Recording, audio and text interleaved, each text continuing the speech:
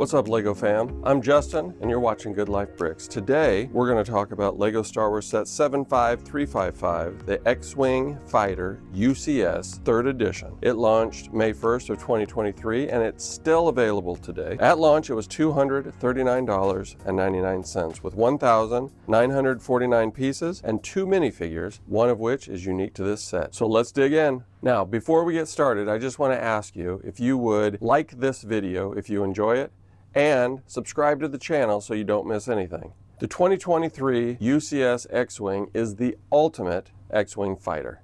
It's got everything that you could want in an X-Wing, maybe with the exception of durability, but they've done some things to help out in that area as well. So one of the keys with any X-Wing fighter is the ability to move the S-foils into and out of attack formation. So here they are in regular flying formation, and then by turning this knob right here, you can easily open them into attack formation. That's a really nice feature. The other thing I would point out to you is all this detail and greebling here on the top and on the back. It just looks fantastic. The engines are really cool. They're made up of about 10 or 15 pieces up through the shaft, and then down here, all of these little pieces that are just attached via clip that surround that transparent dark pink engine cover. The Luke Skywalker minifigure is fantastic. Look at the arm printing.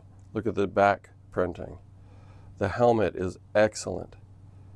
More arm printing on the other side. Torso printing all the way down to the legs and dual molded legs. So this is really the ultimate Luke Skywalker fighter pilot minifigure. He also has a second face. The main face print is really well done. R2-D2 is the second minifigure that comes with this set, and we've seen him many times. He hangs out right here in the droid socket. Looks okay, maybe a little small. One really cool feature of this set is the cockpit. You see the targeting computer, the seat, which reclines. You can see the yoke that the pilot uses to fly the ship. You can see the console right above that. When the cockpit canopy is down, you can still see all of that pretty well. It's a nice printed canopy piece. The front side of the engines is done in a very unique way. You have this black circle piece inside. You have a half circle of gray, and one of them is tan on the outside.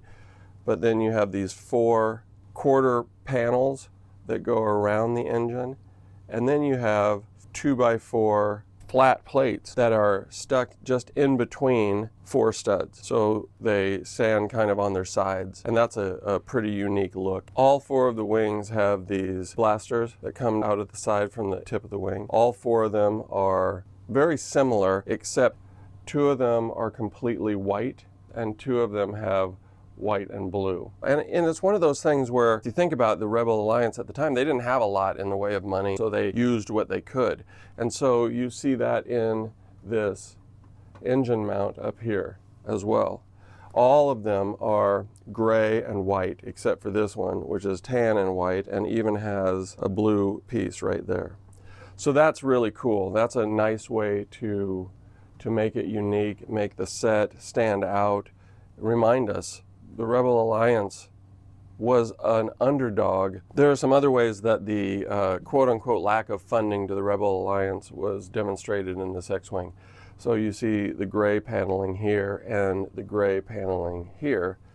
But when you spin the X-Wing around, it's white here and it's white through here. White is the color that it should have been. The gray was added on maybe to repair damage or something like that. These are little things that make a big difference and make the ship stand out and make it very unique. This is a display model, and I said at the beginning that durability was a little bit in question. So one of the ways this is true is that these panels are stuck together really in 2 spots right back here. They're free and loose all the way up through here, and they have 2 little pieces that meet and fit inside of this nose piece. And that's really all that's keeping the 2 of them together and solid. And so if you remove that nose piece, you're going to have these things kind of flopping around. I would just reiterate, this is a display ship, just like most UCS ships. Most UCS ships are display, not play. and there are some exceptions, like the UCS Razor Crest is more of a large play scale set. But this X-Wing, in my opinion, doesn't meet that criteria. It's simply too fragile. These pieces are on, but they're fairly loose. Same with these. And there are pieces throughout, but the main pieces, the main concerns that I have are right here. These pieces are fairly loosely connected as well, and they're just one 2x2 brick that is connected to an angled piece, and it could come off pretty easily, and for me that equals display. This is a good set, and it is my favorite X-Wing. It's not my favorite set, it's probably not even in my top 10, but it is my favorite X-Wing because of the realism, the authenticity of the set. There are a few things about it that I don't really care for. I told you about durability. That's a major thing for me. I love the minifigures. I question whether R2 is the right scale. I would think that he might need to be a little bit bigger. I do think it's a good looking ship, and I think it's fantastic for display. If I was somebody that played with my Lego, this is not a ship that I would ever bring out to play with. One, minifigures don't fit in it, but two, it won't hold up. It just won't. And but it's beautiful to look at, and it's a really nice build, and I appreciate the work that went into it, the detail that went into it. I think it's really well done. So I hope you enjoyed this quick review. I hope you got something out of it, and if you did, please hit that like button for me.